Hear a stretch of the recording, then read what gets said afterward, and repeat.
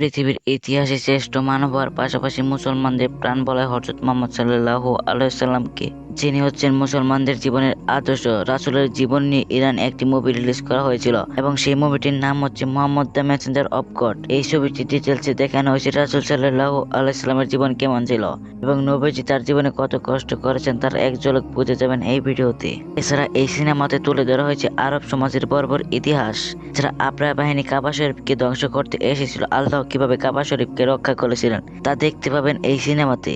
তো আজকের ভিডিও তৈরি করার মূল উদ্দেশ্য হচ্ছে আপনাদেরকে জানানো রাসূলের জীবন কেমন ছিল। একজন মুসলমান হিসেবে অবশ্যই জানা উচিত রাসূল তার জীবনে কতটা কষ্ট করেছে এবং তার জীবন কেমন ছিল। তো যাই হোক, আপনাদের উদ্দেশ্যে বলে দিই, এই সিনেমাতে রাসূলের চেহারা দেখানো হয়নি। আপনাকে গ্যারান্টি দিচ্ছি এই ভিডিওটি সম্পূর্ণ দেখার পর আপনার চোখ দিয়ে পানি ঝরবে। এই কাহিনীর শুরুতেই দেখানো হয় আরব সমাজের বর্বরতা। আরব সমাজ তখন অন্ধকারে ডুবেছিল। তখন ছিল এই সময়কাল যখন আমাদের প্রিয় নবী হযরত মুহাম্মদ সাল্লাল্লাহু আলাইহি সাল্লাম আসেনি। তখন আরবের অবস্থাকে বলা হতো আইয়ামেন জাহিলিয়া বা অজ্ঞানতার যুগ। মানে সেই সময় আরবের মানুষজন অন্ধকারে বসবাস করত। না তাদের জ্ঞান ছিল, না তারা জানতো মানুষের সাথে কিভাবে ব্যবহার করতে হয়। তাছাড়া আরব সমাজে কোনো আইন কানুনও ছিল না। যারা শক্তিশালী ছিল তারাই দুর্বলদের উপর অত্যাচার করত এবং বেহায়াপনা পুরো সমাজকে ঘিরেছিল। সেই সময় নারীদের কোনো অধিকার ছিল না, নারীদের উপর জুলুম ও অত্যাচার করা হতো।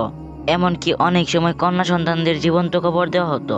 মানুষ তাদের কন্যা সন্তানদের জীবন্ত কবর দিচ্ছে, এতে তাদের এতটুকু কষ্ট লাগতো না। নারীদেরকে তখন ভোগের পণ্য মনে করা হতো, এমনকি হাটে বাজারে নারীদেরকে বিক্রি করা হতো। এ সময় পৃথিবীর বিভিন্ন প্রান্ত থেকে মুসলমানরা আসতো কাবা শরীফকে তেওয়াব করতে। কিন্তু অবাক করার বিষয়টি হচ্ছে তখন কাবা ঘরের ভিতরে ছিল 360টি মূর্তি। কারণ তৎকালীন সময়ে মক্কাতে মুসলমান মানুষের পাশাপাশি খ্রিস্টান, ইহুদি এবং বিভিন্ন ধর্মের মানুষ বসবাস করত। সে সময় মক্কাতে কাফেরদের সংখ্যা ছিল অনেক বেশি, তাছাড়া তাদের দাপটও ছিল অনেক বেশি। এরপর দেখানো হয় 570 খ্রিস্টাব্দ। তখন মক্কার নেতা ছিলেন কুরাইশ বংশের প্রধান এবং নবীজির দাদা আব্দুল মুত্তালিব। তিনি কাবা ঘরের রক্ষণাবেক্ষণের দায়িত্বে ছিলেন। তখন নবীজি মায়ের গর্ভে ছিলেন। সেই সময় হঠাৎ করে আরবে একটি বিশাল হস্তি বাহিনী দেখা যায় এবং সেই বাহিনী আস্তে আস্তে মক্কা শরীফের দিকে এগিয়ে যাচ্ছিল। তখন মানুষজন তাদের বাড়িঘর ছেড়ে পালাচ্ছিল, কারণ সেই বিশাল বাহিনী প্রতিহত করার ক্ষমতা তাদের ছিল না। ততক্ষণে সেই বাহিনী মক্কার বিভিন্ন মানুষকে ধরে তাদের উপর অত্যাচার শুরু করে দিয়েছিল এবং সেই বাহিনী নবীজির দাদা আব্দুল মুত্তালিবের 200 উট সহ মক্কার সব উট দখল করে নিয়েছিল, যাতে মক্কাবাসী ওই বিশাল বাহিনীর সাথে লড়াই করতে না পারে। তখন দেখা যায় নবীজির চাচা আবু তালিব তার বাবা আব্দুল মুত্তালিবকে মক্কার পরিস্থিতি সম্পর্কে জানায় এবং আবু তালিব বলে, ওই বিশাল হস্তি বাহিনীর সঙ্গে আমরা লড়াই করে পারবো না, বরং আমরা সিলিন্ডার করে দিই। আব্দুল মুত্তালিব তখন তার ছেলে আবু তালিবকে নিয়ে হস্তি বাহিনীর উদ্দেশ্যে রওনা হয় এবং ওই হস্তি বাহিনীর প্রধান ছিল তৎকালীন মক্কা শহরের পাশে অবস্থিত ইয়ামিনের রাজা, তার নাম হচ্ছেন আবরাহা। এবং আবরাহার বিশাল বড় বাহিনী থাকার পাশাপাশি তার অনেক শক্তিও ছিল। তৎকালীন সময় আরবের বেশিরভাগ মানুষ অজ্ঞান থাকলেও সবাই এটা জেনে গিয়েছিল যে ইসলাম হচ্ছে পৃথিবীর শ্রেষ্ঠ ধর্ম এবং ইসলামই একমাত্র সত্য ধর্ম। তাই বিভিন্ন প্রান্তের মানুষ তখন দলে দলে ইসলাম গ্রহণ করেছিল এবং তারা হজ করার জন্য মক্কায় ছুটে আসতো। ইসলাম ধর্ম এবং কাবার এতটা গ্রহণযোগ্যতা দেখে আবরাহা ইয়ামেনের একটি শহরে কাবার মতো একটি গির্জা তৈরি করেছিল। কারণ আবরাহা চেয়েছিল মানুষ ইসলাম ধর্ম গ্রহণ না করুক আর তার তৈরি গির্জাতে মানুষ বেশি বেশি আসুক। কিন্তু আবরাহা যখন দেখে তার চাওয়া কোনোভাবেই পূরণ হচ্ছে না, আবরাহা তখন রাগে ও ক্রোধে ফেটে পড়ে। তার কারণে আবরাহা একদিন সিদ্ধান্ত নেয় যে কাবা শরীফকে সে ভেঙে ফেলবে।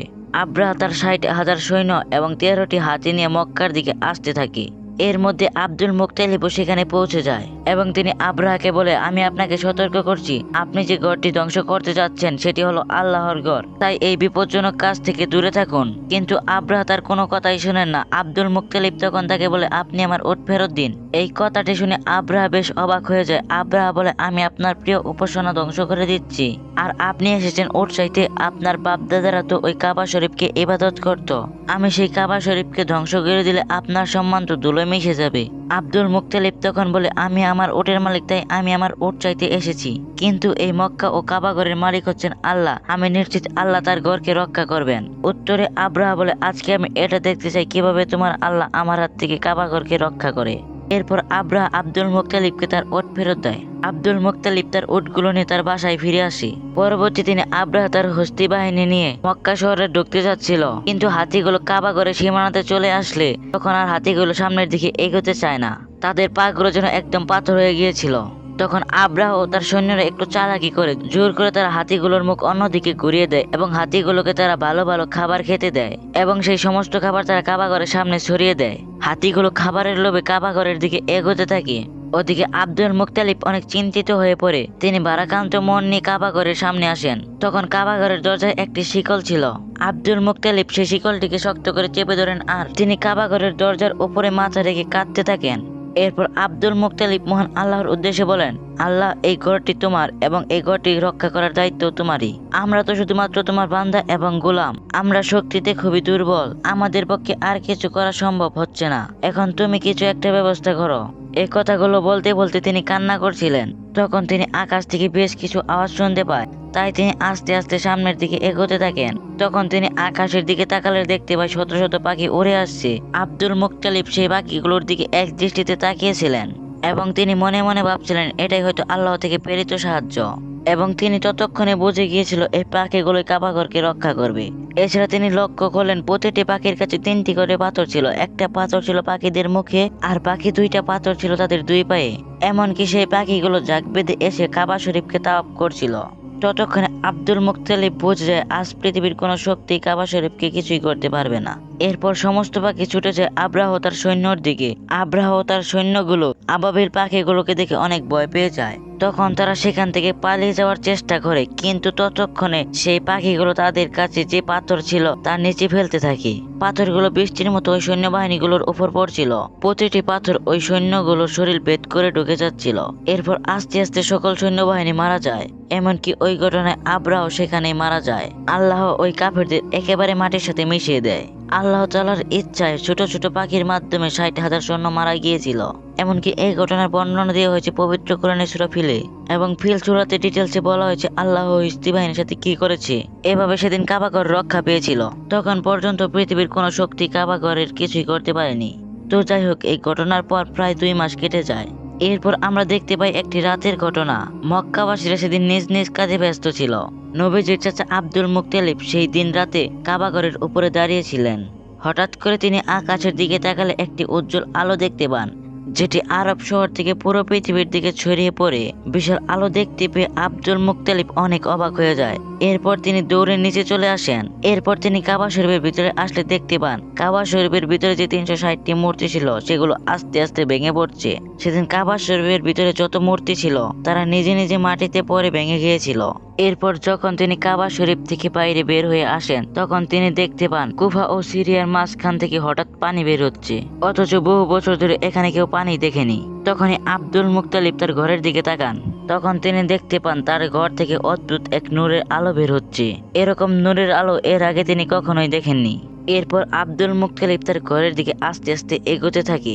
যখন তিনি তার ঘরের দরজার কাছে এসে পৌঁছান তখন তিনি দেখতে পান মা আমিনার কোল জুড়ে একটি ফুটফুটে শিশু এসেছে এবং সেই শিশুর শরীর থেকে অদ্ভুত রকমের আলো বের হচ্ছে। এই দৃশ্য দেখার পর আব্দুল মুত্তালিবের চোখে পানি চলে আসে, কারণ সেই সময় অন্ধকার যুগে আলোর প্রদীপ হয়ে এসেছেন রাসূল সাল্লাল্লাহু আলাইহি ওয়াসাল্লাম। পরবর্তী দিনে আব্দুল মুত্তালিব তার নাতির আকীদার জন্য উট কোরবানি দেন এবং মক্কার সকল গরিব দুঃখীদের তিনি খাওয়ার ব্যবস্থা করে দেন এবং সেখানে তাকে সাহায্য করেছিল তার ছেলে আবু তালিব। এবং সেখানে নবীজির আরেক চাচা আবুল আহাব চলে আসে। আবুল আহাব সেখানে বসে খেতে চাচ্ছিল না, কারণ সেখানে গরিব দুঃখীরা খাচ্ছিল। গরিব দুঃখীদের সাথে বসে খেতে হবে বলে আবুল আহাব সেখান থেকে চলে যায়।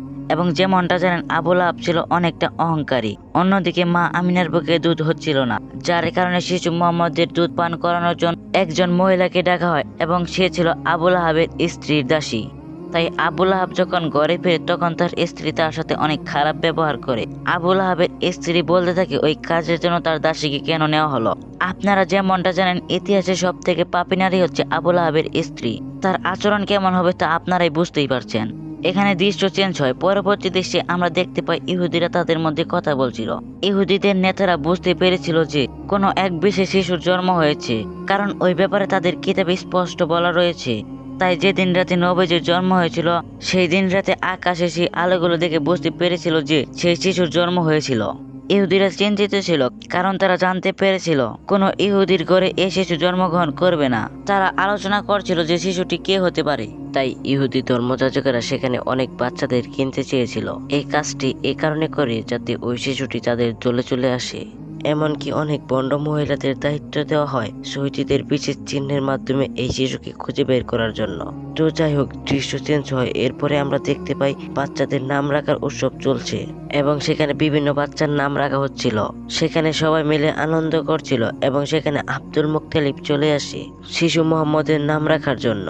সেখানে আসার পর সবার প্রথমে হাজারে আসওয়াদে হাত রাখেন, মানে সেই কালো পাথরে হাত রাখেন। তখন দেখা যায় কাবা শরীফের যে দরজা ছিল সেই দরজার হাতল দরজাটিকে বাড়ি মারছিল এবং শিশু মোহাম্মদের শরীর থেকে নূরের আলো বের হচ্ছিল। আব্দুল মুত্তালিব তখন সবার সামনে শিশু মোহাম্মদের নাম ঘোষণা করেন। তিনি সবার সামনে ওই শিশুটির নাম রাখেন মোহাম্মদ। এই নামটি শুনে সেখানে থাকা মানুষজন একে অপরের সাথে বলা বলি করছিল, এটা আবার কেমন নাম, এই নামটি তো আগে শুনিনি, তাছাড়া এই নামটি তো আমাদের দেবদেবীর সাথে মিলছে না। আসলে মোহাম্মদ নামটি এর আগে তারা কখনোই শুনেননি, তাই মানুষজন এটা নিয়ে বলা বলি করছিল। তারপর আবু তালিব ওখানে এসে বলে, হে লোক সকল, তোমরা থামো, এই শিশুটির নামকরণ করা হয়ে গেছে আর তোমরা তা কখনোই পরিবর্তন করতে পারবে না। এই বলে তিনি সবাইকে থামিয়ে দেন। পরবর্তীতে মানুষজন স্বাচ্ছন্দ্যে এই নামটিকে মেনে নেয়। দেখা যায় আবুল আহাব সেই দাসীকে নিতে এসেছে। আবুল আহাবের স্ত্রীর দাসী নবীজিকে প্রথম দুধ পান করিয়েছিল। এর ফলে ক্ষুধার্ত নবীজি আর দুধ পান করতে পারছিল না। আব্দুল মুত্তালিব যখন জানতে পারলো তখন তিনি সরাসরি আবুল আহাবের কাছে গেল এবং তিনি এর কারণটি জানতে চাইলেন। আবুল আহাব তখন বলে, এই দাসীটি আমার স্ত্রীকে আমি উপহার দিয়েছিলাম, যার কারণে এই দাসীটির মালিক হচ্ছে আমার স্ত্রী। তা শুনে আব্দুল মুত্তালিব বলে, তুমি মুহাম্মদের চাচা হয়ে এ কথা বলছো, অথচ আমি নিজে মুহাম্মদের জন্য আমার জানটা দিতেও প্রস্তুত। আল্লাহ সবকিছু দেখছিলেন। আল্লাহ মহানবী হযরত মুহাম্মদ সাল্লাল্লাহু আলাইহি সাল্লামকে বেশি দিন দুগ্ধ কষ্টে রাখেননি। সে সময়ে আরবের রীতি ছিল যে সন্তান জন্মগ্রহণ করার পর তাকে দুধ পান করানোর জন্য এবং মরুভূমি থেকে দূরে মুক্ত আবহাওয়ায় লালন পালন করার জন্য বিদুইন মহিলাদের কাছে দিয়ে দেওয়া হতো এবং নির্দিষ্ট সময় পর সেই সন্তানকে আবার ফেরত নেওয়া হতো। এর আরো একটি বিশেষ কারণ ছিল বাচ্চারা যেন বিশুদ্ধ আরবি শিখতে পারে। এসব কিছুর জন্য বেদুইন মহিলাদের ভালো পরিমাণ অর্থ দেওয়া হতো। প্রতি বছরের মতো এবছরও বেদুইন মহিলারা এসেছে বাচ্চা দত্তক নিতে। এইবারও অনেক দম্পতি এসেছে মক্কায় বাচ্চা দত্তক নিতে। যে দম্পতি অনেক ক্লান্ত ছিল এবং তাদের উটের অবস্থাও খুব খারাপ ছিল, কারণ মরুভূমির উত্তপ্ত গরমের মধ্য দিয়ে মক্কাতে আসতে হয়েছে। এছাড়া তাদের কাছে তেমন টাকা পয়সা ছিল না। এই কারণে তারা বাধ্য হয়ে তাদের উটকে কম দামে বিক্রি করে দেয়। এরপর তারা বাচ্চা খুঁজতে থাকে দত্তক নেওয়ার জন্য। তারা মক্কাতে পৌঁছাতে অনেক দেরি করে, এই কারণে তারা এসে দেখে মক্কাতে সব বাচ্চা দত্তক নেওয়া হয়ে গেছে। এটা দেখার পর তাদের মন অনেক খারাপ হয়ে যায়, কারণ তারা এখন আর কোনো বাচ্চা দত্তক পাবে না। এদিকে কসাই যখন তাদের উটকে জবাই করতে যাবে তখনই সেই উট সেখান থেকে উঠে দৌড় দেয় এবং উটটি দৌড়তে দৌড়তে নবীজির বাসায় এসে থামে। এটা দেখে বেদুইন স্ত্রী ওই উটের পিছনে দৌড়াতে দৌড়াতে নবীজির বাসায় চলে আসে। তখন নবীজির মা আমিনা ওই মহিলাটিকে অনেক ক্লান্ত দেখতে পান, যার কারণে মা আমিনা ওই বেদুইন মহিলাটিকে কিছু খাবার খাওয়ানোর জন্য তার ঘরের ভিতর নিয়ে যায় এবং তার পেটে যে বাচ্চা রয়েছে সে বাচ্চাটিকে দোলনায় শুয়ে দিতে বলে। যখন তিনি মা আমিনার বাচ্চা মানে নবীজিকে দোলনায় রাখতে যান তখন তিনি দেখতে পান নবীজির শরীর থেকে নূরের আলো চমকাচ্ছিল। মহিলাটি তখন নবীজিকে কোলে তুলে নেন এবং ক্ষুধার্ত দেখে নিজের বুকের দুধ পান করান। এই মহিলাটি ছিল নবীজির দুধ মা হালিমা। আসলে যেহেতু নবীজির বাবা নেই আর নবীজিকে লালন পালন করানোর জন্য বেদুইন মহিলাদেরকে নবীজির মা তেমন অর্থ করে দিতে পারতো না, আর এ কারণে কোনো বেদুইন মহিলা নবীজিকে দত্তক নেয়নি। এই বিষয়ে নবীজির দাদা আব্দুল মুত্তালিব মা হালিমার স্বামীর সাথে কথা বলে নেয় যে নবীজিকে লালন পালন করানোর জন্য বেশি অর্থ করে দিতে পারবে না। তো এসব কথা শোনার পরে মা হালিমা ও তার স্বামী রাজি হয়ে যায়, যদিও তারা জানতো নবীজিকে লালন পালন করার জন্য তারা খুবই কম অর্থ পাবে। এরপর মা আমিনা অনেক কষ্ট পায়। অনেক কষ্টের পরে তিনি নবীজিকে মা হালিমার হাতে তুলে দেয়। এছাড়া মা হালিমা ও তার স্বামীকে 2টি উট ও 1টি গাধা দেওয়া হয়। মা হালিমা যখন নবীজিকে নিয়ে তার এলাকায় প্রবেশ করে তখন সাথে সাথে সেখানে বৃষ্টি শুরু হয়ে যায়, অথচ এই এলাকায় অনেক বছর ধরে বৃষ্টি হয় না। এর পাশাপাশি নবীজি যখন মা হালিমার ঘরে আসে তখন থেকে আল্লাহর রহমত আরো বেড়ে যায়। তো এভাবে আস্তে আস্তে কেটে যায় 2 বছর এবং মা আমিনার সাথে চুক্তির মেয়াদ শেষ হওয়ার কারণে মা হালিমা তার সাথে করে নবীজিকে ফেরত দিতে আসে। নবীজি যখন মক্কায় ফেরত আসে কাবা শরীফ তখন জল জল করে জ্বলছিল। অন্যদিকে মা আমিনা নবীজিকে এত বছর পর দেখার পরে নিজের কান্না ধরে রাখতে পারলেন না। তিনি অনেক ইমোশনাল হয়ে যান। কিন্তু তখন কাবার আশেপাশে একটি মহামারী রোগ ছড়িয়ে পড়েছিল। তখন আব্দুল মুত্তালিব জানতে পারে যে ইহুদিরা এখনো মুহাম্মদ সাল্লাল্লাহু আলাইহি সাল্লামকে খুঁজে বেড়াচ্ছে। তাই খারাপ কিছু হবে বলে আশঙ্কা করে নবীজির দাদা আব্দুল মুত্তালিব আবারও মা হালিমার কাছে নবীজিকে 2 বছরের জন্য পাঠিয়ে দেন। এরপর মা হালিমার কাছে নবীজির আরো 2 বছর কেটে যায়। তখন নবীজির বয়স 4 বছর। এর মধ্যে একদিন নবীজির দুধ মা হালিমা ভীষণ অসুস্থ হয়ে পড়ে। সেখানে কবিরাজ ও তান্ত্রিক এসে মা হালিমাকে সুস্থ করার চেষ্টা করে। যখন নবীজি এটা দেখতে পেল তখন নবীজি তান্ত্রিক আর কবিরাজকে চলে যেতে বলল, এবং নবীজি যখন মা হালিমার হাতে হাত রাখে তখন মা হালিমা সুস্থ হয়ে ওঠে। আর এই মিরাকেল দেখে তান্ত্রিকরা পুরো অবাক হয়ে যায়। আর অবাক হয়ে তান্ত্রিকরা সেখান থেকে চলে যায়। তবে তান্ত্রিকরা বুঝে গিয়েছিল এটি কোনো সাধারণ শিশু না, এই শিশুর মধ্যে বিশেষ শক্তি রয়েছে। তান্ত্রিকরা তৎক্ষণাৎ ইহুদিদের কাছে চলে যায় এবং তাদেরকে নবীজি সম্পর্কে বলে। তাই নবীজিকে নেওয়ার জন্য শত্রুরা বিভিন্নভাবে মা হালিমার বাড়িতে আক্রমণ করে। মা হালিমা ও তার স্বামী নবীজিকে রক্ষা করলেও তারা খারাপ কিছুর আশঙ্কা করে। এই কারণে মা হালিমা ও তার স্বামী নবীজিকে নিয়ে মক্কার উদ্দেশ্যে রওনা হয়। এরপর নবীজির দাদা আব্দুল মুত্তালিব এই খবরটি জেনে যায় আর তিনি মক্কার পাশে একটি পাহাড়ে নবীজিকে নেওয়ার জন্য চলে যান। নবীজিকে বিদায় দেওয়ার সময় মা হালিমা অনেক কান্না করে। আব্দুল মুত্তালিব বুঝে গিয়েছিলেন তিনি যদি নবীজিকে নিয়ে মক্কায় যান তাহলে নবীজির উপর হামলা হতে পারে। তখন তিনি নবীজিকে নিয়ে ওই পাহাড়ের গুহায় থেকে যান। আর সেই পাহাড়ের গুহায় দাদা এবং নাতির কেটে যায় 1 বছর। নবীজি যে গুহায় ছিলেন সে গুহার আশেপাশে প্রাণের সঞ্চার চলে এসেছিল। এরপর মা আমিনা নবীজিকে ওই গুহা থেকে নিয়ে তার এক আত্মীয়র বাসায় যান। আর সেখানেই ছিল নবীজির বাবার কবর। আপনারা যেমনটা জানেন নবীজির জন্মের আগে তার বাবা ব্যবসার কাজে গিয়েছিলেন আর সেখান থেকে ফেরার পথে অসুস্থ হয়ে মারা গিয়েছিলেন। আর এই কারণে মদিনাতে তার বাবাকে কবর দেওয়া হয়েছিল।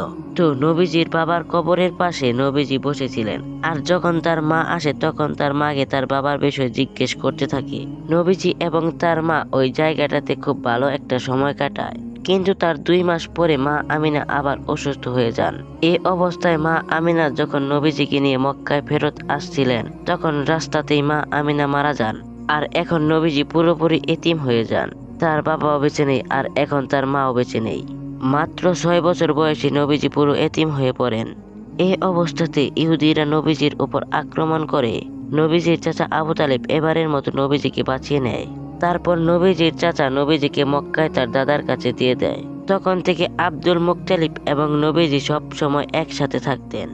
এমনকি কাবাঘরের রক্ষণাবেক্ষণ এবং কাবাতে যারা হজ করতে আসতো তাদের খাবারের ব্যবস্থা করতেন নবীজি এবং তার দাদা। তো যাই হোক, একদিন কাবা তাওয়াফ করার সময় আব্দুল মুত্তালিব অর্থাৎ নবীজির দাদা অসুস্থ হয়ে যান। আর এই সুযোগে নবীজির অহংকারী চাচা আবু লাহাব তার বাবাকে বলে, আমি কুরাইশ বংশের নেতা হব। তো এর কিছুদিন পরে নবীজির দাদা আব্দুল মুত্তালিব নবীজিকে তার চাচা আবু তালেবের কাছে দিয়ে দেন। তার চাচার কাছে দেওয়ার কিছুদিন পরেই নবীজির দাদা দুনিয়া ত্যাগ করেন এবং মাত্র 8 বছর বয়সে নবীজি পুরো অভিভাবক শূন্য হয়ে যান। এখন একজন অভিভাবকই রয়েছে এবং সেই ব্যক্তিটি হচ্ছে তার চাচা আবু তালিব। এরপর থেকে নবীজি ছাগল চড়ানো থেকে বিভিন্ন কাজ করতেন। অনেক দিন পর দেখা যায় নবীজির চাচা আবু লাহাব তার এক দাসীকে বিক্রি করে দিচ্ছে এবং সে দাসীটি ছিল যে দাসী নবীজিকে প্রথম দুধ পান করিয়েছিল। সেই দাসীর স্বামী আবু লাহাবকে অনেক রিকোয়েস্ট করতে থাকে তাকে বিক্রি না করার জন্য, কারণ তার স্ত্রী ছিল অনেক অসুস্থ। এর উত্তরে আবু লাহাব বলে, আমার পাওনা অর্থ আমাকে দিয়ে দিলে আমি তাকে আর বিক্রি করব না। তো পাশেই নবীজি দাঁড়িয়েছিল। নবীজি আবু লাহাবকে বলে, আপনি এ দাসীকে ছেড়ে দিন, আমি নিজে আপনার অর্থ ফেরত দিয়ে দিব। সেই দিন নবীজির কারণে তার দুধ মা ছাড়া পেয়ে যায়। তো যাই হোক, এখানে দৃশ্য চেঞ্জ হয়। পরবর্তী দৃশ্যে আমরা দেখতে পাই একজন লোক তার কন্যা সন্তানকে জীবিত কবর দিচ্ছে। আর সেই সময় লোকটির স্ত্রী তার পায়ে ধরে কান্না করতে থাকে। তার স্ত্রী তাকে বারবার রিকোয়েস্ট করতে থাকে ওই বাচ্চাটিকে কবর না দেওয়ার জন্য। এরপর নবীজি কাছে আসে এবং ওই বাচ্চাটিকে কোলে তুলে নেয়। নবীজি লোকটিকে বোঝাতে থাকে এবং নবীজি বলে, মেয়ে সন্তান হচ্ছে বাবার জন্য রহমত স্বরূপ। এবং নবীজি বিভিন্নভাবে ওই লোকটিকে বোঝাতে থাকে। তো নবীজির কথা শুনে ওই লোকটির মন মায়াতে ভরে যায় এবং প্রথম তারা তাদের কন্যা সন্তানকে গ্রহণ করে। তো এইভাবে দেখতে দেখতে নবীজির বয়স হয়ে যায় 12 বছর। তো নবীজির চাচা যেহেতু ব্যবসায়ী ছিলেন তাই ব্যবসার কাজের জন্য প্রতি বছর একবার সিরিয়ায় যেতেন। তবে এবার নবীজি বায়না ধরলেন তিনিও তার চাচার সাথে সিরিয়ায় যাবেন। এরপর নবীজি তার চাচার সাথে সিরিয়া সফরে রওনা হলেন। অর্তিমধ্যে বর্জা নামক জায়গায় তারা তাঁবু ফেললেন। তো সেই জায়গাতে একটি ইহুদি গির্জা ছিল এবং সেই গির্জায় এক ইহুদি প্রার্থী ছিল। আর সেই ইহুদি প্রার্থী নবীজিদের যে কাফেলা ছিল তাকে দাওয়াত করেছিল। আর সে সময় তিনি বালক মুহাম্মদকে দেখে বুঝতে পারেন যে তিনি হচ্ছেন শেষ নবী। এটা যেমন তাদের কিতাবে লেখা ছিল এবং তিনিও তার অন্তর্দৃষ্টি দিয়ে বুঝে ফেলেন এটা হচ্ছে শেষ নবী। তিনি আবু তালেবকে বলে যে মুহাম্মদ এখন তোমার আশ্রয় রয়েছে, তোমার আরো বেশি সতর্ক হওয়া উচিত। এবং তিনি আরো বলেন তোমার এখন সিরিয়ায় যাওয়া উচিত হবে না। সিরিয়ায় মুহাম্মদের জন্য বিপদ অপেক্ষা করছে। তাছাড়া সিরিয়ায় যে ইহুদিরা রয়েছে তারা মুহাম্মদের জন্য ফাঁদ পেতে রয়েছে। তখন আবু তালেব তার সিরিয়ায় যাওয়ার মত বদলে ফেলেন এবং কাফেলা নিয়ে মক্কার দিকে ফেরত আসেন। তবে পথের মধ্যে তারা এক ইহুদিকে আহত অবস্থায় দেখতে পায়। এটা সেই ইহুদি যে বারবার মুহাম্মদ সাল্লাল্লাহু আলাইহি সাল্লামকে হত্যা করতে চেয়েছিল। নবীজি যখন তাকে দেখে তখন ঘোড়া থেকে নেমে ওই ইহুদির মুখে পানি দেয়। সেই ইহুদিকে সমুদ্রের পাশে একটি জায়গায় নিয়ে আসে। সেখানে নবীজি খেয়াল করলে দেখতে পায় একটা বড় মূর্তির পাশে কয়েকজন মানুষকে বাঁধা হয়েছে। সেখানে একজন মহিলা ও দুটি বাচ্চা ছিল, তাদেরকে সেখানে বেঁধে রাখা হয়েছিল কারণ তাদেরকে কোরবানি দেওয়া হবে। এবং সেখানকার জেলে সম্প্রদায় পূজা করছিল যে তাদের দেবতা তাদের কোরবানিগুলো যেন কবুল করে এবং তাদের দেবতা যেন তাদেরকে প্রচুর ধন সম্পদ দান করেন। এরপর নবীজি সেখানে গেলেন এবং তাদেরকে যে শিকল দিয়ে বাঁধা ছিল তা ছিঁড়ে ফেলেন। নবীজি এটা করার কারণে সেখানকার মানুষ তাকে আক্রমণ করতে যায়। তখনই সমুদ্রের ঢেউ এমন ভাবে উঠে আসে যাতে করে ওই বিশাল মূর্তিটি ভেঙে যায় এবং এত বড় ঢেউ দেখে তারা সব ঘরের ভেতর চলে যায়। কিছুক্ষণ পর ঢেউ থামার পরে দেখা যায় প্রচুর মাছ সমুদ্রের পাড়ে এসে জমা হয়েছে। এতগুলো মাছ দেখে জেলেরা পুরোপুরি অবাক হয়ে যায় এবং তারা অবাক হয়ে সেই মাছগুলো কুড়াতে থাকে। দূর থেকে এই দৃশ্য দেখে ইহুদি লোকটা অবাক হয়ে যায়। আসলে আল্লাহর কাছে নবীজির এটা একটা প্রার্থনা ছিল। তো এখানে দৃশ্য চেঞ্জ হয় এবং শেষ দৃশ্যে দেখানো হয় আবু তালিব বুড়া হয়ে গেছে এবং তিনি কাবা শরীফের সামনে দাঁড়িয়ে সবাইকে বলছেন কোন রকম দ্বন্দ্ব ছাড়াই ইসলামের প্রতি ফিরে আসতে এবং মক্কার সব মানুষকে শান্তিমতো জীবনযাপন করতে। কিন্তু সেখানে কিছু ইহুদি নেতারা এখনো নবীজি এবং তার চাচাকে মিথ্যা করতে চায়। তবে মক্কার মানুষ ততদিনে পরিষ্কার হয়ে গিয়েছিল। তারা এটা বুঝতে পেরেছিল যে হযরত মুহাম্মদ সাল্লাল্লাহু আলাইহি সাল্লাম হচ্ছে শেষ নবী এবং তার ধর্ম ইসলাম হচ্ছে পৃথিবীর শ্রেষ্ঠ ধর্ম। এবং আস্তে আস্তে সবাই ইসলামের পথে আসতে থাকে। আর এখানেই এই মুভি শেষ হয়ে যায়।